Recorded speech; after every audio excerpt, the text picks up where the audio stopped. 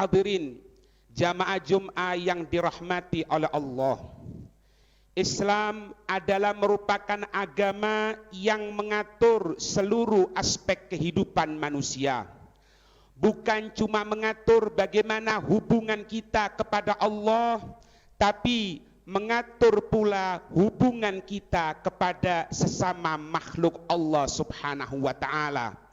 Bagaimana kita berdagang, bagaimana kita mengadakan pernikahan, bagaimana kita bermasyarakat, bahkan ketika kita tengah duduk bersama saudara kita muslim, diatur di dalam Islam. Di antaranya bagaimana Allah Subhanahu wa ta'ala, setelah Allah Subhanahu wa ta'ala memerintahkan baginda Rasul untuk menyampaikan syariat, untuk memberikan peringatan bagi mereka yang menentang Allah, untuk memberikan kabar gembira bagi mereka yang taat kepada Allah Subhanahu wa ta'ala. Setelah itu Allah Subhanahu wa ta'ala memerintahkan untuk membersihkan diri kita, bukan secara batin saja, tapi zahir diatur dalam Islam.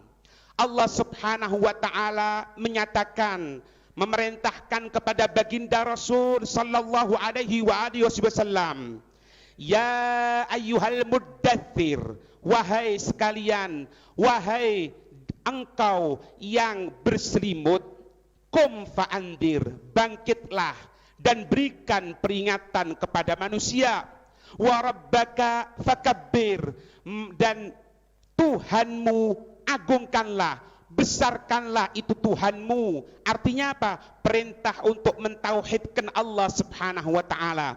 Perhatikan di sini, setelah Allah memerintahkan kita, setelah Allah memerintahkan baginda Rasul untuk memberikan peringatan, untuk mentauhidkan Allah, apa setelah itu?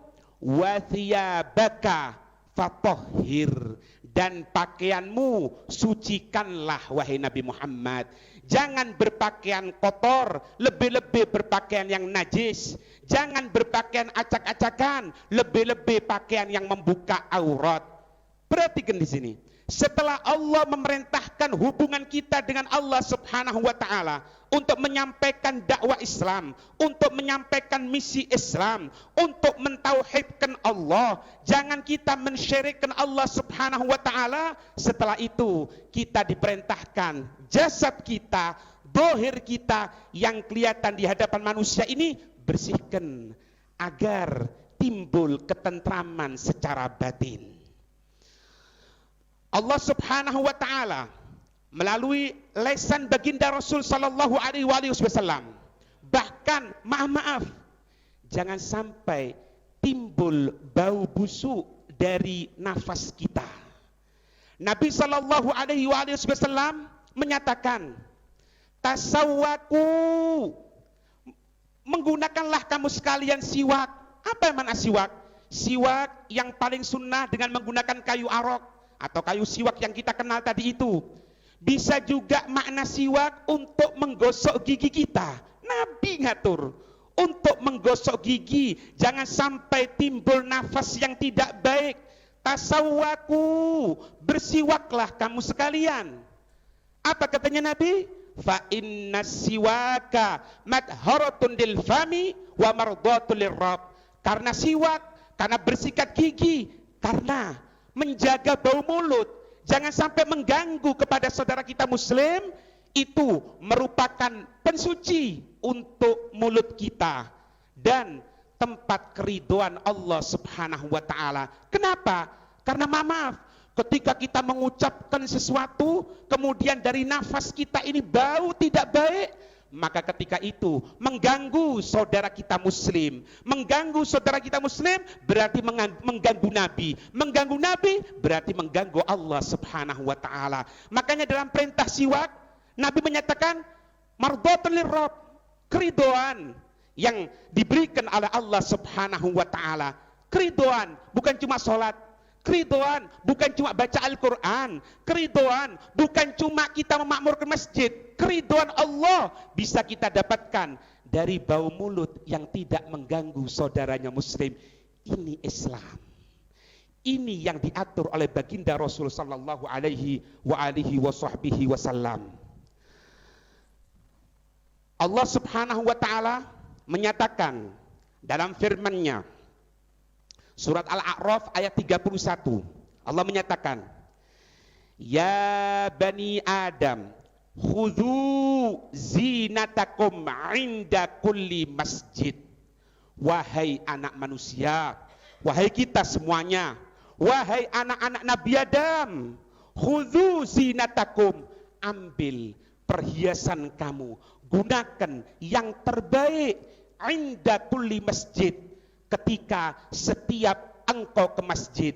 Para ulama mengatakan yang dimaksud inda kulli masjidin ay inda kulli sholah. Setiap engkau sholat, gunakan pakaian yang terbaik, yang terbaik. Jangan acak-acakan ketika sholat. Jangan amburadul ketika sholat. Gunakan pakaian yang baik. Sebagaimana kita akan kondangan misalnya, sebagaimana misalnya kita akan ketemu bupati misalnya, kita akan ketemu pejabat misalnya, kita malu berpakaian acak-acakan. Begitupun kepada Allah Subhanahu wa taala. Dalam tafsir Ibn Katsir, beliau memberikan gambaran tentang kalimat khudhu zinatakum inda kulli masjid. Walihadil ayati wa ma warada fi ma'naha minas sunnati yustahabbu at-tajammulu 'inda shalah. Kata Ibnu Katsir, atas dasar ayat ini dan apa-apa yang sesuai dengan makna ayat ini adalah merupakan kesunahan. Yustahabbu at-tajammulu 'inda shalah, disunahkan kita untuk berhias ketika kita salat. La siyama, lebih-lebih Yaumal Jumu'ati, hari Jumat sekarang ini, wa Yaumal Aid, hari raya, wa Tib, dan gunakan wewangian, li'annahu minaz zinah, karena yang namanya wewangian itu merupakan bentuk perhiasan. Dan juga wasiwak, gunakan siwak, li'annahu min tamami dzalika, karena menggunakan siwak merupakan kesempurnaan, keindahan. Setelah pakaian kita baik, pakaian kita yang terbagus, kita menggunakan wangian, bau mulut kita dalam keadaan wangi, bau mulut kita tidak mengganggu yang lainnya. Ini lebih menyempurnakan bentuk kita di hadapan Allah Subhanahu wa taala. Dan Nabi melanjutkan di sini. Ibn Katsir melanjutkan di sini. Wa min afdhalith thiyab al-bayad. Paling afdolnya warna pakaian itu adalah putih. Kama qala Imam Ahmad, sebagaimana Imam Ahmad meriwayatkan bahwasanya baginda Rasul sallallahu alaihi wasallam, riwayat dari Sayyidina Abdullah bin Abbas, qala Rasulullah sallallahu alaihi wasallam, Nabi bersabda, Rasul bersabda, ilbasu min thiyabikum al-bayad, gunakan kamu sekalian dari pakaian kamu sekalian itu yang berwarna putih. Fa innaha min khairi thiyabikum, maka sesungguhnya pakaian putih itu merupakan paling bagusnya warna untuk pakaian kamu sekalian. Wa kafinu fiha mautakum, dan kafani dengan warna yang putih orang-orang yang meninggal di antara kamu sekalian. Dilanjutkan, wa inna khaira agharikum al-ithmit, gunakan celak mata. Celak mata di sini yang dimaksud adalah ithmit. Fa innahu yajul basara wa yumbitu sya'ra, karena menggunakan ithmit, celak mata ithmit itu akan membuat mata terang dan akan menumbuhkan dari bulu mata. Agama mana yang mengatur seperti ini hadirin? Mengatur tentang pakaian, mengatur tentang bau mulut, mengatur tentang bagaimana untuk supaya mata kita terang, bahkan mengatur bagaimana caranya agar bulu mata kita ini tumbuh, karena akan semakin memberikan perlindungan kepada kita. Agama mana? Kalau bukan Islam, agama yang dibawa oleh baginda Rasul sallallahu alaihi wasallam. Maka Kalau kita ngelihat sekarang, orang itu kalau sudah tidak dicinta dunia, dia itu acak-acakan. Kukunya panjang, rambutnya tidak diatur sama sekali. Perhatikan hadis Nabi Sallallahu Alaihi Wasallam. Nabi Sallallahu Alaihi Wasallam ketika itu melihat seorang sahabat yang rambutnya acak-acakan. Ya, kalau bahasa Jawanya itu jeprak, tidak karu-karuan. Nyemprot gini, nggak karu-karuan. Kumisnya sampai nutupi mungkin, atau jenggotnya bertebaran. Na'udzubillah min dzalik. Pernah kelihatan Nabi Sallallahu Alaihi Wasallam sahabat seperti itu. Apa katanya Nabi? Sabda Nabi. Ini Nabi, Pak. Nabi yang mengatakan. Nabi menyatakan, "Amma yajidu hada ma yaskunu bihi wa sya'rahu." Itu sahabat itu yang acak-acakan itu, apa ndak ada sesuatu yang bisa membuat dia jadi rapi untuk ngatur rambutnya? Apakah ndak bisa seperti itu? Nabi, Pak. Nabi. Makanya keliru kalau kita katakan ini sudah tingkatan wali. Kukunya panjang-panjang, rambutnya ndak diatur, kadang-kadang pakaiannya kotor. Lah, ndak ada kejadian sama Nabi Sallallahu Alaihi Wasallam. Kemudian Nabi menyatakan apa? Man kana lahu sya'run falyukrimhu. Siapa orang yang memang ditakdirkan oleh Allah untuk memiliki rambut, tumbuh rambut, rambut manapun, rambut kepala, rambut kumis, rambut jenggot, bahkan rambut-rambut yang lainnya, falyukrimhu, maka hendaknya dia memuliakan. Artinya apa? Jangan buat acak-acakan. Jangan dianggap orang yang sudah wali itu kalau acak-acakan. Lah. Nabi menyatakan man kana lahu sya'run falyukrimhu, maka siapa orang yang memiliki rambut, hendaknya dia memuliakan rambut tersebut. Jangan dalam keadaan seperti itu, dan jangan dalam keadaan acak-acakan.